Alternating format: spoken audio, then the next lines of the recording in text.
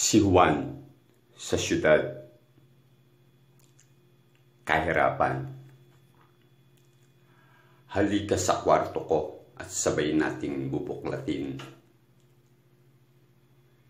Sinulat kong libro na sa mahiwagang baul inilibing. Iba't ibang karanasan isinulat ko doon ng taimtim. Pupukaw sa isip mo. Ganap nagigising sa damdamin. Unang kabanata dito ang kahirapang nararanasan. Hitsurang sumasalamin sa marumi nating lipunan.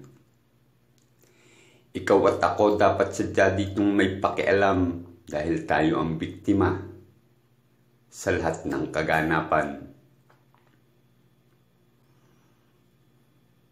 Pagmasdan mo si Nene na sana'y naglalaro. Kapatid na bagong silang ang manikang inaalo. Pakinggan mo ang kanyang sikmura, malakas itong kumukulo pagkat mainit na tubig lang ang almusal na niluto. Si kuya na dapat ay nasa paaralan. Ngayon ay namumulot ng basura doon sa lansangan.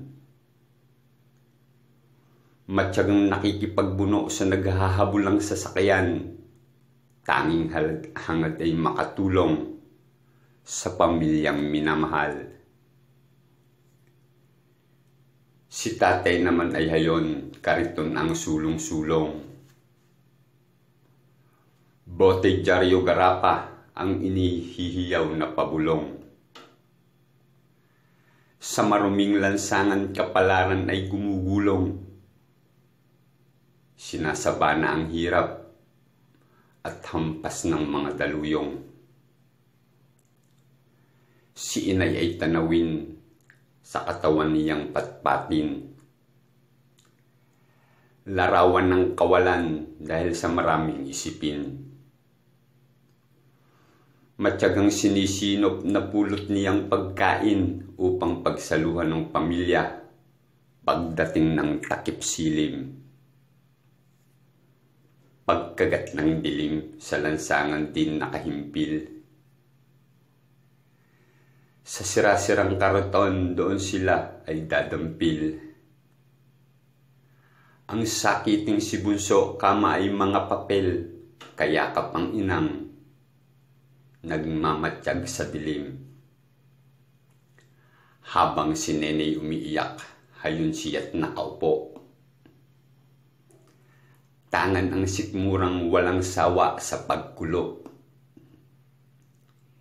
Isip niya'y lumilipad pagkat idinuduyan ng siphayo sa galit niyang nadarama. Hindi alam kung saan tungo. Pagsapit ng umaga, sari-saring ingay kanilang gigising. Usok na sobrang dumi ang kape nilang hihigupin. Ingay ng mga sasakyan ang agahan nilang kakainin. Nakakapasong init ng araw naman ang tanghaliang uutayin. Pagsapit ng linggo, ang simbahay tutunguhin. Hindi para magdasal o kaya'y manalangin. Manghihingi ng limos sa mga taong mapapansin, mang-aamot ng awa sa kapwa, upang sa sikmuray ipansapin. Kawawa ka nga ba, Juan, o sadyang tanga lang? Bakit mo ipinipilit ang sarili diyan sa kahirapan? Samantalang sa probinsya may lupa ka namang mabubungkal, bakit hindi ka umuwi at sa siyudad ay lumisan?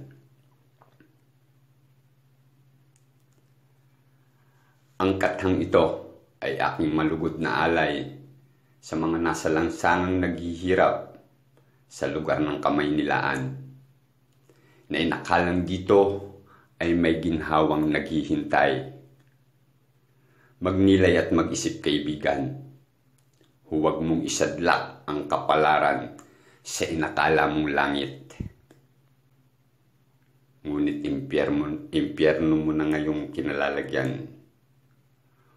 Bumalik ka na sa paraiso at pilitin mo na lang pagyamanin ang biyayang iniwan sa probinsyang pinagmulan. This is another Black Man's Mind.